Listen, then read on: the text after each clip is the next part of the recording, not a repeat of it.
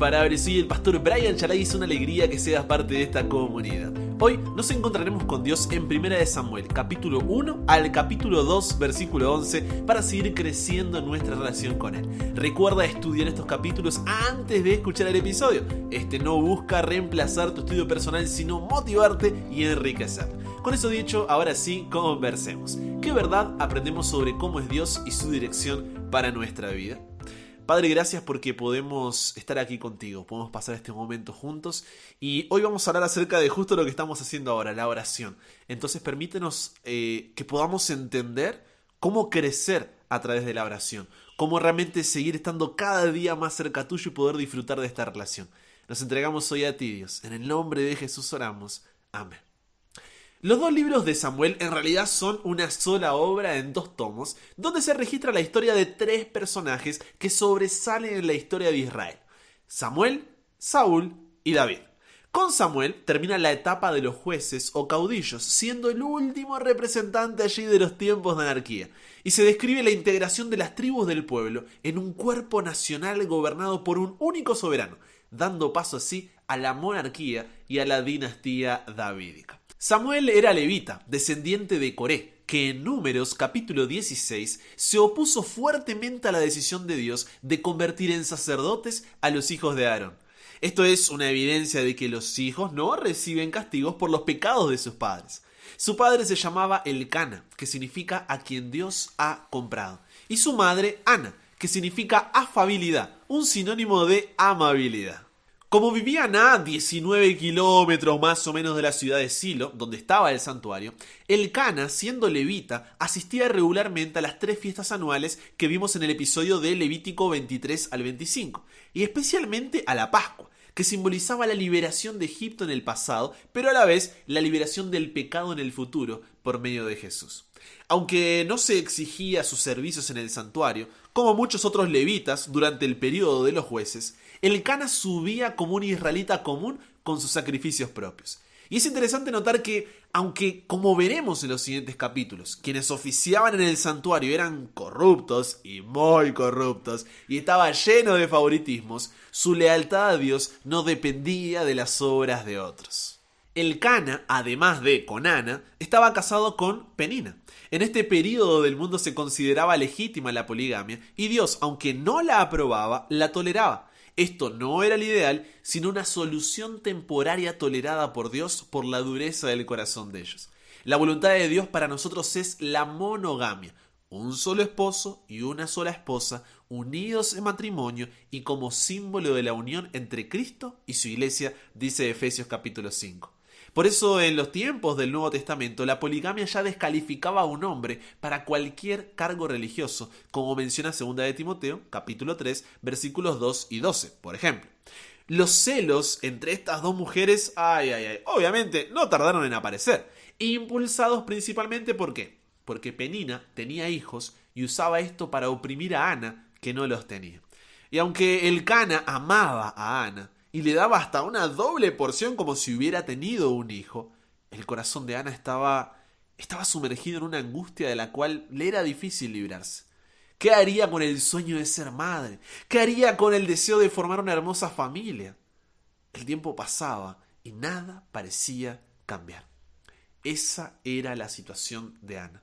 Pero te pregunto, ¿cuál es la angustia en la que estás sumergido? Piensa, ¿cuál es ese pedido para el cual todavía no ves respuesta? Veamos 3 verdades que aprendemos de Ana a la hora de orar. Primero, tu fe no debe estar puesta en la respuesta, sino en Dios. 1 Samuel capítulo 1, versículos 9 y 10 dice: y se levantó Ana después que hubo comido y bebido en Silo, y mientras el sacerdote Elí estaba sentado en una silla junto a un pilar del templo de Jehová, ella con amargura de alma oró a Jehová y lloró abundantemente. Muchas veces, por no decir la mayoría, Dios no responde una oración como nosotros queremos, o en el tiempo que lo esperamos, para que aprendamos a depender de Él. Incluso porque de eso se trata la oración. Dios ya sabe lo que vamos a decir. Él todo lo sabe. Pero al orar, estamos reconociendo nuestra necesidad de Él, y Él nos muestra su amor que, aún sabiéndolo, se toma el tiempo de escucharnos porque sabe lo importante que es para nosotros. Y esto lo vemos en Ana. que no permitió que las provocaciones de los demás vencieran su fe. ¿Soportarías todo lo que Ana pasó durante muchos años y seguirías siendo fiel a Dios? En el caso de Ana, finalmente Dios respondió su oración de acuerdo a lo que ella había pedido, pero ¿y si no lo hace? ¿Y si su respuesta es no? Si no conocemos al Dios a quien adoramos, ignoraremos que Él, si bien es omnipotente, todopoderoso, también es omnisciente, conoce el pasado, presente y futuro. Y en lo personal me di cuenta que muchas veces soy caprichoso con los no de Dios. Soy caprichoso con esos no porque es como que te enojas, lo culpas y hasta te cuestionas la fe cuando recibes esa respuesta de parte de Él. Pero en realidad los sí y los no de Dios significan lo mismo. Te amo. La cuestión es si tenemos una relación con Él lo suficientemente madura para confiar o no. ¿Cómo sé si mi relación es madura? Cuando mi fe no está en la respuesta, sino en Dios. Ojo, esto no significa que debemos negar las circunstancias que atravesamos y cómo ésta nos hace sentir. No, eso queda claro al ver cómo estaba Ana. Al contrario, debemos derramar nuestras lágrimas delante de Dios, pero sí significa que, en lugar de señalar a Dios, iremos a Él en oración, confiaremos en que Él sabe lo que es mejor y tendremos la seguridad de que está a nuestro lado. Eso es lo que hizo Ana, porque confiaba en que Dios era fiel. Segundo, la oración no busca tu gloria, sino la de Dios. En su oración, Ana hizo un voto. Primera de Samuel capítulo 1, versículo 11 dice: Jehová de los ejércitos, si te dignares mirar a la aflicción de tu sierva, y te acordares de mí, y no te olvidares de tu sierva, sino que dieres a tu sierva un hijo varón, yo lo dedicaré a Jehová todos los días de su vida, y no pasará navaja sobre su cabeza. Esto que está haciendo aquí Ana se lo conocía como el voto de Nazareo, el mismo que vimos en el episodio de Jueces, capítulos 13 al 16, con la historia de Sansón. Pero volviendo a lo que leímos, es importante entender que cuando oramos, no lo hacemos para torcerle el brazo a Dios, ni para conseguir lo que nosotros queremos. Oramos para que la voluntad de nuestro Padre y sus propósitos se cumplan en nuestro corazón. Oramos al Padre para que nos guíe a llevar a la práctica sus propósitos. Cuando oramos, reconocemos que nosotros no podemos por nosotros mismos, simplemente nos supera. Al mismo tiempo confiamos en que Él nos dará todo lo que necesitamos para que nosotros hagamos lo que nos corresponde conforme a la palabra. ¿Cómo saber si estoy orando bien? La oración errada es cuando nuestra actitud es egoísta y la motivación es que se cumpla nuestra propia voluntad por encima de cualquier otra cosa. La oración correcta es cuando nuestra actitud es humilde y la motivación es que se cumpla la voluntad de Dios. Por eso Primera de Juan capítulo 5 versículo 14 dice: y esta es la confianza que tenemos en Él. ¿Cuál? Que si pedimos alguna cosa conforme a su voluntad, Él nos oye. Y la buena noticia es que, como dice Romanos 12:2, su voluntad es buena, agradable y perfecta. ¿Qué gloria estás buscando en tu oración? ¿La tuya o la de Dios? En tercer lugar, la paz está en entregar todo a Dios, no en la respuesta. Después de un malentendido donde Ana le cuenta lo que estaba pasando, el sacerdote Elí le dice en 1 Samuel 1:17: ve en paz y el Dios de Israel te otorgue la petición que le has hecho. Y el versículo 18 complementa que Ana se fue por su camino y comió y no estuvo más triste. ¿Por qué resalto estos versículos? Porque, fíjate, la paz no es algo que Dios te da. Toma, aquí tienes paz. No, es lo que experimentas cuando estás en su presencia. Muchos pensamos, no sé, tendré paz cuando X, tendré paz cuando Y, tendré paz cuando Z. Pero necesitamos entender que la paz no es algo que Dios nos da, sino quien Él es. Como dice Isaías 9:6, Él es el príncipe de paz. Entonces, como confío en Él, mi corazón encuentra paz, aún en medio de las circunstancias y sentimientos que ésta conlleva. Muchos se alejan de Dios y ante los problemas vuelven corriendo a Él y buscan en una oración o un versículo bíblico encontrar una paz mágica. Y si bien Dios en su misericordia en muchas ocasiones abraza esos corazones, la paz no es algo que vienes y te llevas, sino lo que experimentas cuando sabes que tu Padre está en casa. Por eso cuando las cosas se resuelven para esa persona, se vuelve a alejar de Dios Y al poco tiempo, vuelve de nuevo cuando lo necesita. La paz está en la dependencia, no en la respuesta. Ana todavía no había recibido lo que pedía, pero tenía paz, porque sabía que le había confiado su problema a Dios. ¿Por qué no hacer lo mismo y tener la humildad de que Él está al control? Préstame tus oídos. La paz no es la ausencia de problemas, sino la presencia de Dios en nuestra vida. Por eso cada día Él es lo primero que buscamos, porque no queremos vivir lejos de su presencia. Cuando aprendemos estas tres cosas, primero, que la fe no debe estar en la respuesta, sino en Dios. Segundo, que la oración no busca tu gloria, sino la de Dios. Y tercero, que la paz está en entregar todo a Dios y no en la respuesta. Descubrimos que Dios se revela en la fiel dependencia. El final de 1 de Samuel capítulo 1 nos muestra cómo Dios responde la oración de Ana y le concede un hijo, Samuel. Luego de unos años, como ofrenda al Señor, este es entregado por Ana para que sirva en el santuario. ¿Cuántos estaríamos dispuestos a entregar aquello que tanto pedimos a Dios? Para pensar. Dios no solamente le dio a Samuel, sino que 1 de Samuel capítulo 2, versículo 21 dice que también tuvo 3 hijos y 2 hijas. En la primera visita a la ciudad de Silo, Ana suplicó angustiada en favor de sí misma. En la segunda, fue un gran canto de alabanza. Como resultado de su plena entrega al Señor, estaba feliz por el privilegio de devolver a su Creador lo que Él le había dado. Así, en 2 de Samuel capítulo 2, versículos 1 al 10, donde se registra el cántico de Ana, mira lo que esta experiencia le permitió conocer a ella sobre Dios. Primero, 1 de Samuel 2.1 dice: me alegro en tu salvación. Porque Dios no solamente creó el mundo y luego, me desentiendo de todo, no, sino que interviene en la historia humana y demuestra su amor para con nosotros. Dios sabe, Dios oye, Dios ve, pero también actúa. Segundo, 1 de Samuel capítulo 2, versículo 2 señala: ninguno hay santo como el Señor. ¿Qué significa la santidad? Que Dios sea santo implica que la suma de toda la excelencia moral se encuentra en Él y está apartado de toda impureza moral.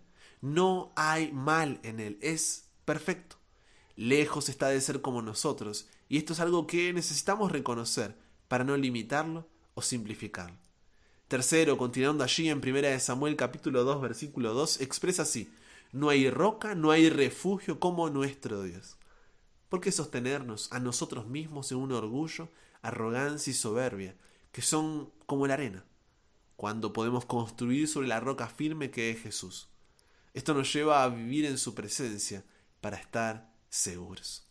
Cuarto, 1 de Samuel capítulo 1, versículo 3 sostiene: el Señor es Dios de sabiduría. Porque cuando miramos para atrás, tendríamos que agradecer los no de Dios, ya que lo que nosotros pensábamos que era correcto, de la forma que era correcto y en el momento que era correcto, no era así. Y esto nos permite decir: pero que se haga tu voluntad y no la mía. Quinto, 1 de Samuel capítulo 1, versículo 4 al 8 declara: solo Dios tiene el poder para dar fuerzas a los débiles, alimentar a los hambrientos, hacer fértil a los estériles, resucitar a los muertos, curar a los enfermos, hacer ricos a los pobres y exaltar a los humildes. Porque orar significa reconocer que yo no puedo y Él sí puede. Esto que puede parecer simple en realidad requiere someternos por completo a Él.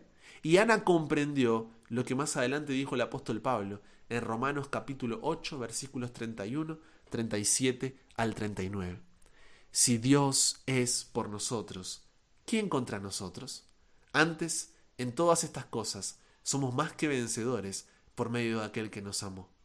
Por lo cual estoy seguro de que ni la muerte ni la vida, ni ángeles ni principados, ni potestades, ni lo presente ni lo porvenir, ni lo alto ni lo profundo, ni ninguna otra cosa creada nos podrá separar del amor de Dios, que es en Cristo Jesús, Señor nuestro. En la oración reconocemos que su gracia es suficiente. Sexto y último, 1 de Samuel, capítulo 1, versículo 10, hace referencia a los juicios de Dios diciendo: el Señor destruye a sus enemigos. En medio de nuestra desesperación, muchas veces miramos hacia los costados y vemos a personas que no son fieles a Dios, pero parece que la vida les sonríe y eso es injusto. ¿Te ha pasado? Pero recordar que la soberanía de Dios es justa nos recuerda también que estamos en un mundo de pecado y que aunque sí, por un poco de tiempo parezca que a los otros les va mejor, en palabras de Jesús, como dice Mateo 16:26, ¿de qué te sirve ganarte todo el mundo si al final pierdes tu corazón? En el momento que perdemos de vista la eternidad, corremos el riesgo de pensar que esta vida lo es todo. No olvides que la vida en esta tierra es un paréntesis en la eternidad. Que, como menciona 1 de Juan capítulo 2, versículo 17, el mundo pasa y sus deseos, pero el que hace la voluntad de Dios permanece para siempre. Qué importante es que hagamos nuestras las palabras de Hebreos capítulo 10, versículos 35 al 37. No perdáis, pues, vuestra confianza, que tiene grande galardón, porque os es necesaria la paciencia, para que habiendo hecho la voluntad de Dios, obtengáis la promesa. Porque aún un poquito, y el que ha de venir vendrá, y no tardará. La respuesta de Dios a tu oración puede ser sí, no o espera. Pero puedes confiar en que será la mejor respuesta, aunque no sea la que buscabas. Y sin importar lo que estés pasando, recuerda lo señalado en Apocalipsis capítulo 21, versículo 4. Enjugará Dios toda lágrima de los ojos de ellos. Y ya no habrá más muerte, ni habrá más llanto, ni clamor, ni dolor, porque las primeras cosas pasaron. ¿Conversamos con Dios sobre esto?